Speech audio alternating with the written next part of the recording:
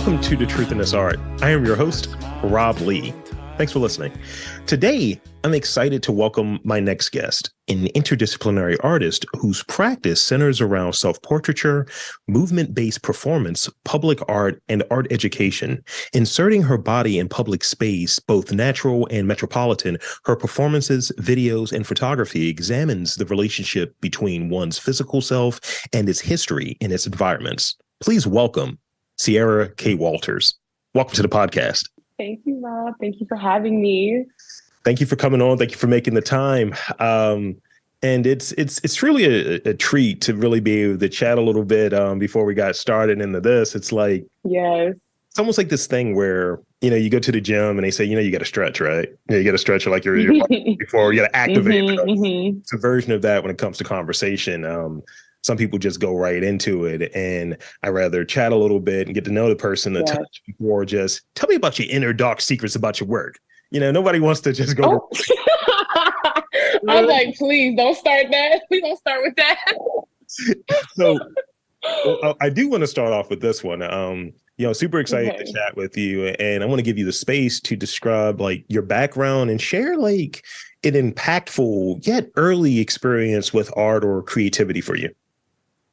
Yeah, so as you introduced me, I'm Ciarra K. Walters. I am from Prince George's County, Maryland, PG County, baby. Shout out real quick. Although I love Baltimore, Baltimore has been winning my heart since for the last few years now, and especially now that I'm at MICA. But I was living in Los Angeles for the last 7 years prior to coming back to Maryland, and I became an artist in LA. My undergrad was not in art. It was actually in public relations. And I went to LA. I had just got a camera for my college graduation.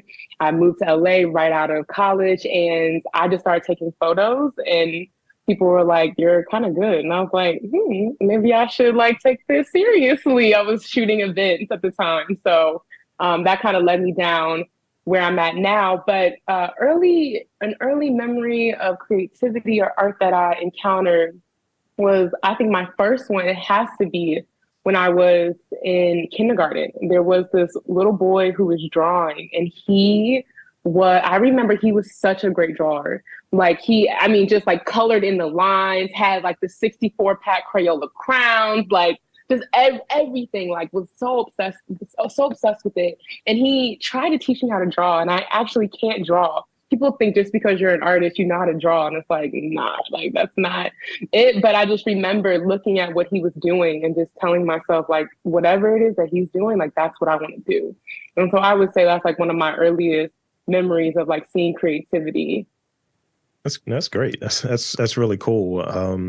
I guess it might make sense to share. One of my early art experiences that was very impactful was, being in a class, and you're in your art class and they give you the construction paper. I remember eating the paste. That didn't happen. It didn't happen. Just kidding. Just kidding. No, just having sort of the opportunity to kind of explore what have you in an art class. And I was always a doodler, always a drawer. And I used to get in trouble in class, actually, because I would hurry up and wrap up my tests so I could spend the rest of the time that everyone else is taking their tests so I can draw X-Men or what have you. Yeah, that's what I was into. So this is sort of another introductory, setting the stage sort of question. And it's going to sound so hokey and pretentious, but what does art mean to you? Expression. I think it really is a form of expression and freedom. I think art can be anything that you want it to be. If you look at my work that's behind me, I've been working with nylon and eggshells. And I think that one of the biggest things is really working with what you have and never feeling like you're limited to your equipment or the supplies that you have or experience. And so for me, art has been a level of freedom to really explore who I am and what I believe, and explore the world around me. So I think art is about freedom of expression and finding yourself. I love that. It's an invitation. It's almost like a passport, to explore. And that's great. That's great. And I was looking at that behind you, your work behind you, and I was like, and I was like, nah. And then they are, and it's really. They are. Thank you. So for those who are undipped, now that we got the, sort of warm up questions out of the way, for those who are undipped, describe your current work. And I have some bullet points under there, but I at least want to start off with your current work. Yes. So right now I've been working since I started at Micah, I have been working with cracked eggshells. Right before coming into Micah, I started making these sculpture pieces with paper and eggshells and like just really focusing on formation of the eggshells and not really knowing what they meant. I had started collecting eggshells at the beginning of 2021 and I didn't start using them until the summer of 2022. So it was almost a year and a half when I actually started using this material that I've been collecting. And this work is really about fragility, the cycles of creation and destruction, vulnerability, and my way of dealing with grief. I lost my mother in 2021 to cancer. And in that, I became the guardian of my two younger sisters. And my sisters and I watched my mother's body disappear because of chemotherapy.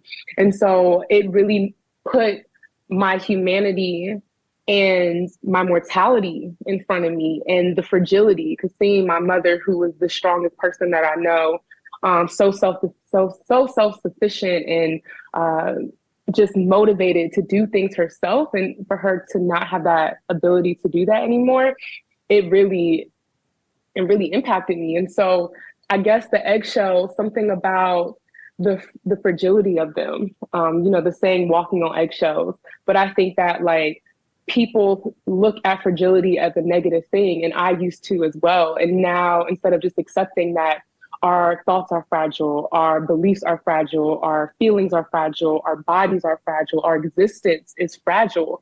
And instead of running away from that, the work that I've been working on is running towards that. So I have these sculpture pieces as itself with the eggshells and the pantyhose.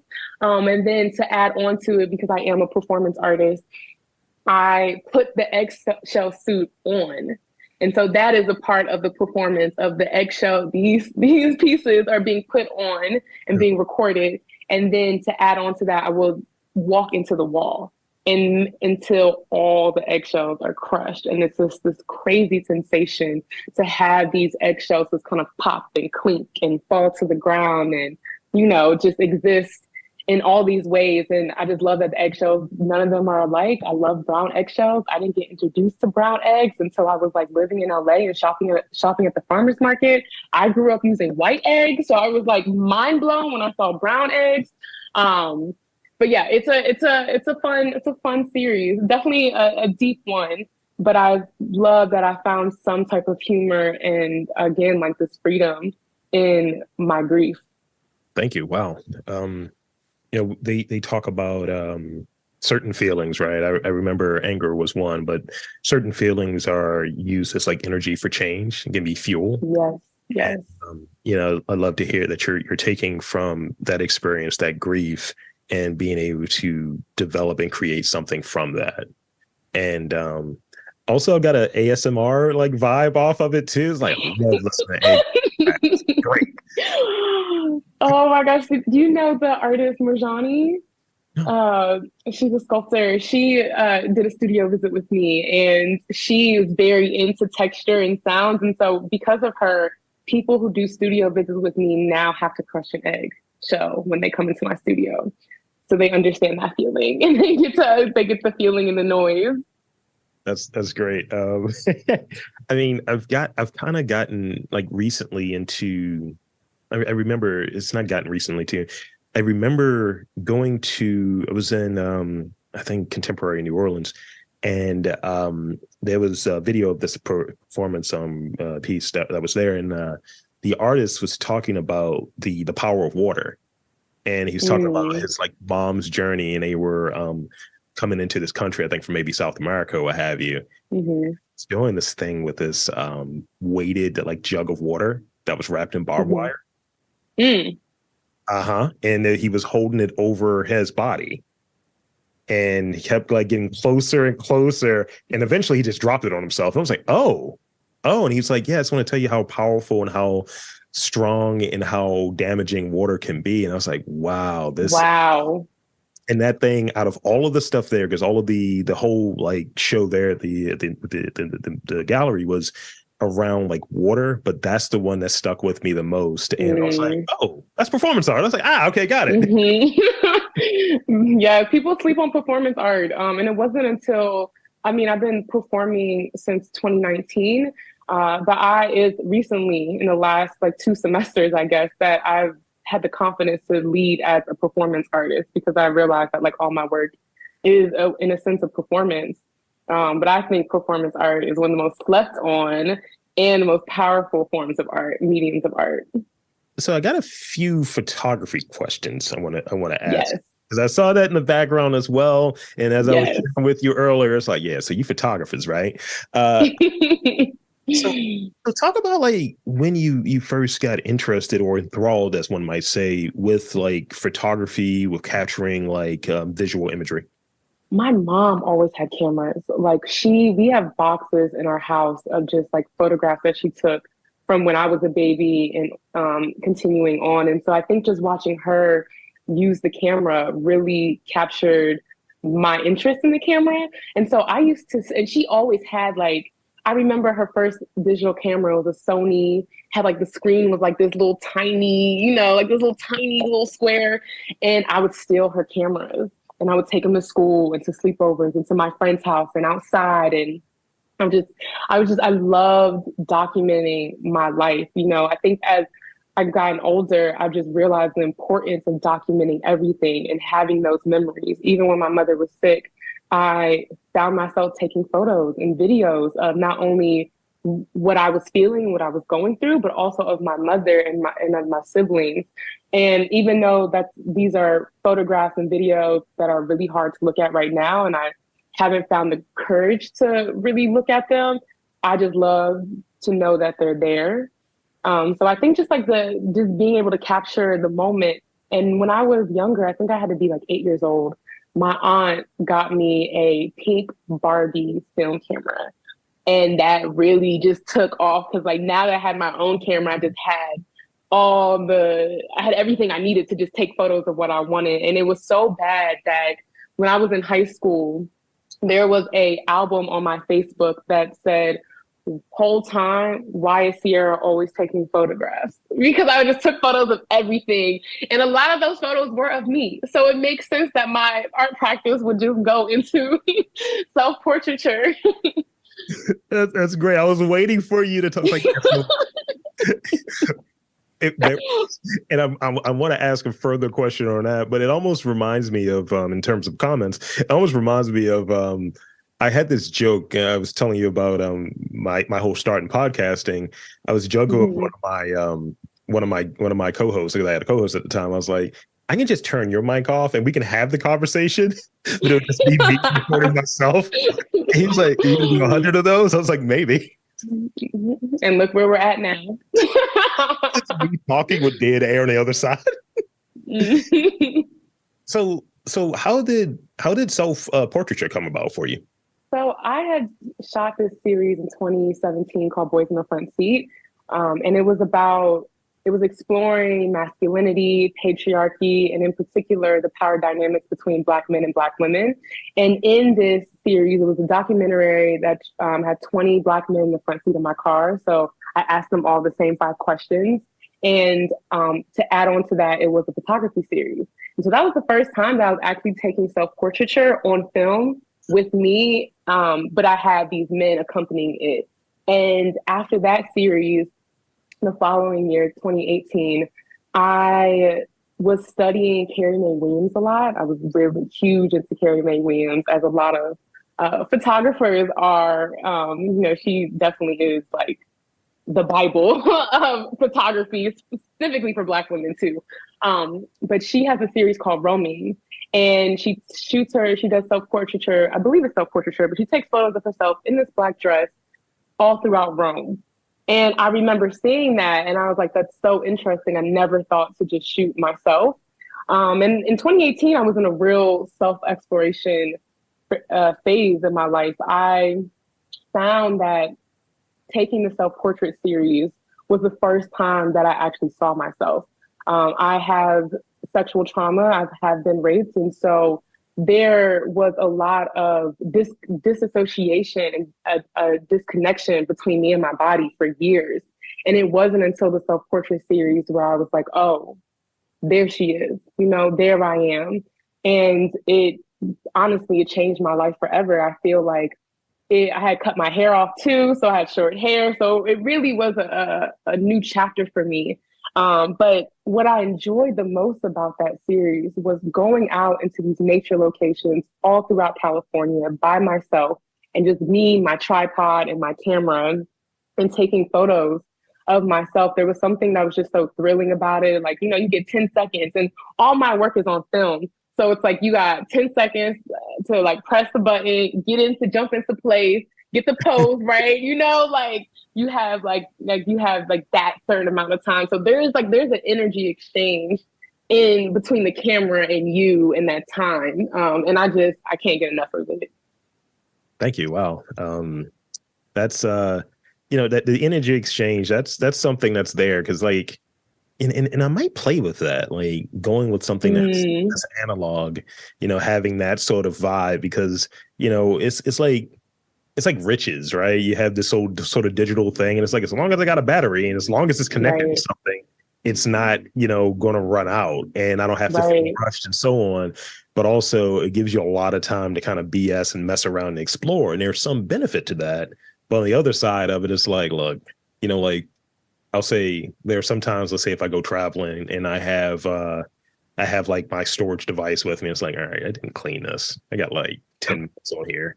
I need to take advantage of it. But there's something in there. So thank you for making that sort of connection, because there's something there. There is something there. Mm-hmm. Mm-hmm. So, interdisciplinary. So working, talk about, and if you can unify, then that'd be perfect. But talk about like creative process, like, like from a sort of overarching standpoint, like with anything that you pursue creatively, where do you start? What does that look like? Is it, I'm going to pull out this notepad or to jot down some ideas? What is that starting point? What does that process look like from a very general 10,000, 30,000 foot view? 30,000, that's better. I am really a student. I love researching. I love going to museums and galleries and reading about artists. Like I have my art book collection got crazy these last few years. But yeah, I love being inspired by other artists. I love being inspired by the things around me.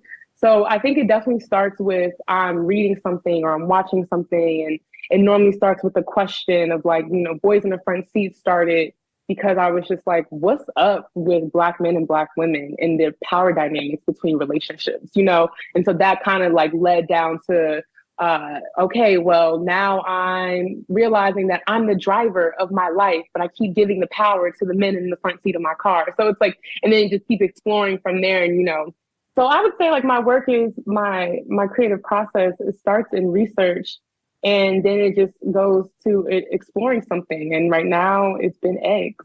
I've just been exploring eggs.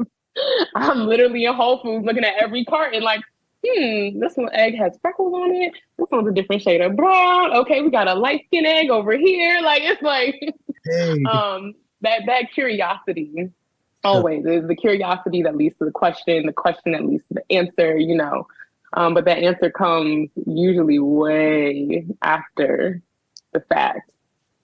What is the sign within that because I believe in going deep, right? And what is a sign within that all right, there's another level under here? Like, is there something that you're feeling like it's like, oh, okay, I need to go a little further in that? Or when do you know you've hit bedrock and it's like, this is as low as I can get on this. Now let's go to this sort of next stage. It's a feeling. It really is it's just a feeling. I think that, I believe that when I'm creating, it's not really me. It has to be a divine intervention. It has to be, because I'll make something and then later look at it and be like, I want to see what you did there. But I'm the one who made it. It's like self-portraiture of me. And it's like, no, but like that when I was shooting that couldn't have been me, But yeah, I think it's just a feeling. I know for something with me, I'm a Sagittarius. I'm a very I'm a very like when I like something, I love it. Like you can't tell me otherwise. I'm obsessed with it. Like, and then when I love it, like it's another level, and then I'm over it. So that's kind of like how I go with my practice as well. It's like when I like something, I'm literally eating a green acai bowl for 3 months straight, and then I'm not gonna touch it. You know, then it's like I can't eat it after that. You know, so it's like the same with like my practice is like, you know, I think about eggs all the time. And so I'm not done with it yet. But other series, like with like the self-portrait series or Boys in the Front Seat or In Between or these other photography series, it kind of was like, this feels good. And I think we can move on. That's great. And I laugh so much because both my parents are Sagittarius. I'm sorry. I just look like, and they're cusp too. They're cusp on Capricorns. Oh. Now I'm a cusp on a Capricorn, but an Aquarius, Capricorn and Aquarius. So it's like, all right, I get y'all on this side, but when it comes to that Sag, I don't know about it, guys. That fiery energy. and the other thing I'll throw out there, since you mentioned eggs, and I'd be remiss if I didn't mention this. I don't know if it's a good movie, but I enjoy watching it. Angel Heart. Definitely, there's a piece of egg-related dialogue in it that you check it out. You just look for that scene. It's Robert De Niro. Just type in Robert De Niro, egg, Angel Heart, and then you get back to me about what your thoughts. I think it's going to be something that you might find interesting. Oh, thank you. I love references. Thank you. Absolutely. So I want to, let's see. So I think oftentimes, like when we engage in something, whether it's creative or even entrepreneurial, but let's just say for creative sense, sometimes it's connected to like a burning desire to fill a void. For instance, as I was sharing about this podcast, man, nobody's talking about Baltimore and the arts and culture and all of that stuff here. Let me start a podcast. What would you say is like a key motivator, like, you know, that it has to pass that test for you to kind of engage and spend time and effort, energy, blood, sweat, and tears, as it were, on a particular piece of work? It has to touch more than what I'm going through. And that is one of the biggest reasons why I make work. It is a creative outlet, a therapeutic outlet for me. But it's you know, when I first got into art and looking at a lot of artists' work, there was something that, you know, would bring me to tears, and still to this day bring me to tears. Like, you get what I'm feeling before I even knew what I was feeling. You know, like you're telling my story before I even had the courage or the words to tell my story. And so making my own work, I think about that. You know, like I don't have that many followers on Instagram. Like I'm not popping like that, but the followers that I do have are just wonderful people that really have been riding with me. And I call them appreciation DMs that I get a good number of appreciation DMs specifically from young girls, from teenage girls, early teenage girls, mid-20s, early 20s. And it's, you know, your work means something to you, but when you hear someone else tell you what your work means to them, it like that's what matters. And that's the power of art. And that's why as artists, it is our responsibility to talk about matters that are bigger than ourselves and the things that are going on around us. You know, it is our responsibility to connect to our communities and create an entry point for our communities to connect to our work. So I get really passionate about that. I love that answer. I get sort of the same thing on occasion when people hit me up. It's like, that was a real good episode, or man, damn, I know that person was a jerk. I was like, I didn't say anything. It's like, what's that, how he came across? I was like, well, it's the truth in his art, you know? But it is also like, wow, you reached out to that person. I didn't think they were even on your radar. It's like, they're doing interesting stuff. Let's explore. Let's dive into it. And, you know, I think a lot of times almost in some ways being maybe an avatar for folks of like, I want to ask this question, I want to learn more about this, and kind of keeping sort of the conversation and driving the conversation in a direction. I think people resonate with that. And like, wow, I didn't know we had this much creative talent here. And this isn't the typical sort of conversation. And one thing I forgot to mention earlier, I think, you know, those moments when you look back at work that you did, you're like, I know I did it, but how did it call it the creative Holy Ghost? That's what I call it. It's definitely the Yes, Holy Ghost. It's like, yes, yes. um, could you describe starting an art letter? I want to hear about that. Oh, one of my favorite subjects. One of my favorite things to talk about. An art letter, oh, a dream, really. I can't even believe it's where it's at this point. It really started out of 2020 when all of those museums and galleries were saying we stand with Black Lives Matter. And I'm just sitting here like, you gotta be kidding me. Like, you gotta be kidding me. And it just, there was this fire that was started inside of me. And I really, we had all this time to think. And so I dove in, as Bell Hooks said, critical thinking will change your life. Like you can have the power to free yourself if you critically think about your life and the things around you. And so I started thinking about what is the point of making art about Black people, Black bodies, and Black experiences if Black people don't get to see it? Hmm. Or Black people don't know about it. Why are all of these artists of color are in these institutions that are set up to keep out people that look like them? And these are the people that need to know their work the most. And so for me, I thought I was like, it's my responsibility, because how can my community, who majority of them do not come from an art background, maybe have never even thought about art aside from the classes that they got that end up getting cut in their elementary, middle, and high schools, right? Like, how could they understand my work if they don't understand the artists who come before me, the artists who have led this path for me to even be on this path? And I just love, like I said earlier, like I am a true student. I didn't know that I was going to get my MFA. I had no idea. It makes sense now, but like before I was like, if I'm not going to school for this, then I need to learn everything that I can on my own. And so I had all this information. And another thing that I was thinking about was like, wait a minute, I have all this information. Am I a gatekeeper? If I'm not sharing this information, if I'm not letting my community know about these artists and these art movements and these things that really could change our lives and that changed my life, and gave me, as a lot of artists said, really gave me a lifeline, and a purpose.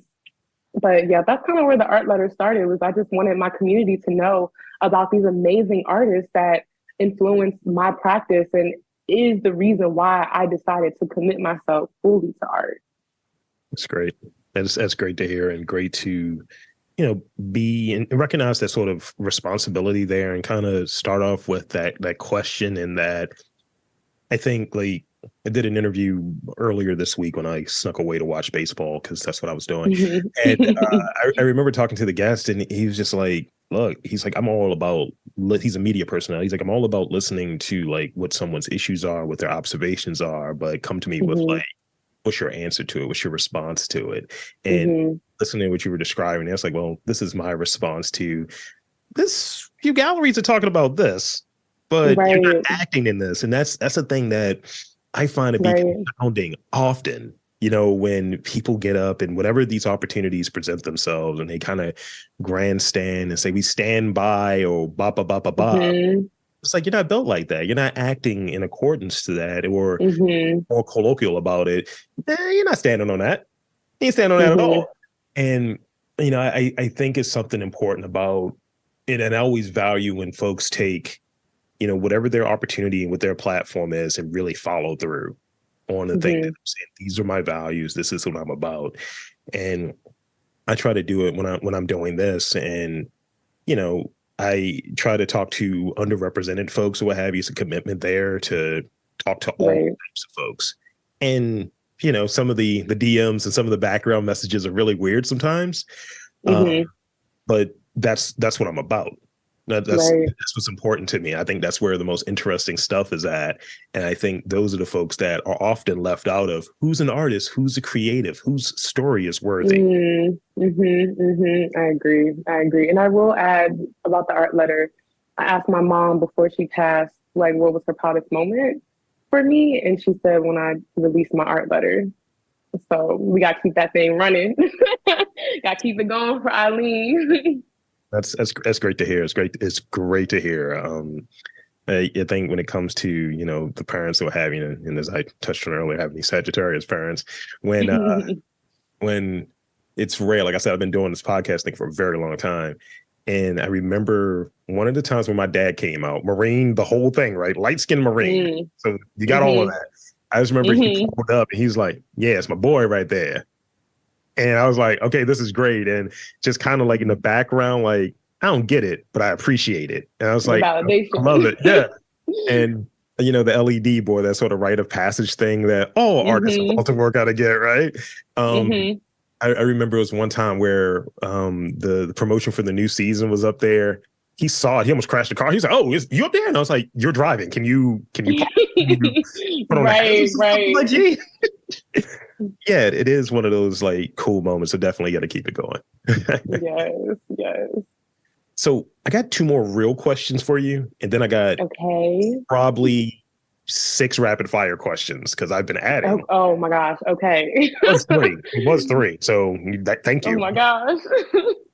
Um, talk about approaching like creative goals. I think it's always important to set like a number. So I think for me at least, it's important to kind of Mhm, set a number or something I'm aiming toward. Whether it be this year I want to do 75 podcasts, or this year mhm. I want to do 15 with jazz musicians, or 25 with photographers, what have you. So in those instances, if you're creating, let's say, a creative goal, do you kind of get, like bummed out if you kind of fall short of it, or do you get really amped up if you kind of exceed the goal? For instance, let's say, you're a painter for sake of argument, and it's like, hey, I'm going to do 15 paintings this year. And if you get bummed if you did 9, or do you get super excited if you did 20? Um, as a Sagittarius, I always gotta throw it in there because I am a true Sag. I like freedom, so I don't start the year and say like, okay, like I want to create this many bodies of work. It kind of just like if it happens and it happens. I find myself I can get over things really quick. Like if I say, all right, I'm gonna work out this whole month and I only work out 2 weeks, but like, well, we'll try again next month, So I'm definitely I love over exceeding. Like if I do set a goal, it's like, all right, if I said I'm gonna make 2 bodies of work in 3 months and I made 4, I'm like, it's lit. It's up. We're in our zone right now. Like nobody can tell us nothing. Like thinking of Kanye West, can't tell me nothing. But yeah, but if I don't reach a goal, I'm pretty chill about it and like understanding. But yeah, I like to keep my practice really free flowing because I never know what is going to inspire me and I never know what is going to happen that's going to change the direction of my practice in that month or that year or, in that quarter. So yeah, I like to keep it open, keep it free, baby. I love that. I love having sort of that freedom or what have you, because I never stick to my goals. I'm like, all right, that's a goal, but Hmm. I think it is something about getting caught on that flow and just continually doing it. And I Yes. feel like if I don't do something creative, or specifically if I don't do any interviews for, let's say, a week, 2 weeks or something, those Hmm. first few suck when I come back. Right, Whether right. it's the process of, all right, what questions do I have? What do I really want to know about this person? Hmm. Or Hmm. or even it's just like I'm not in voice mode. I sound like different to her. It doesn't sound as good. So it's like, let me really get this voice Hmm. on point. But yeah, You I have a think. great host voice. You have a Well, thank you. great, like, you sound like you have a podcast. Well, thank you. Apparently, I don't look like it, but I've been told this. I'm also like, what does that even mean? I don't know what that means. I'm gonna say it's the height, not me being a black dude, because I'm 6'4". I think it's the height. I'll just say it's the height. Oh my gosh, you're huge. This, You're yeah, 6'4". him. Wow.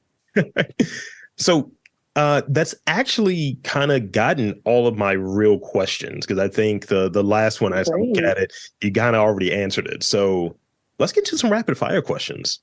If you're Whew, I'm a little ready nervous. All right. to enter this dojo. Let's do it. All right. I'm gonna start with an easy one because artist, right? What is your favorite color right now? Orange. Yeah, yeah, It's about to be the summertime. Summertime, I'm always wearing orange. I've been in an orange phase lately. I like it. I like it. What is the most bizarre thing you've ever eaten? Most bizarre thing I've ever eaten?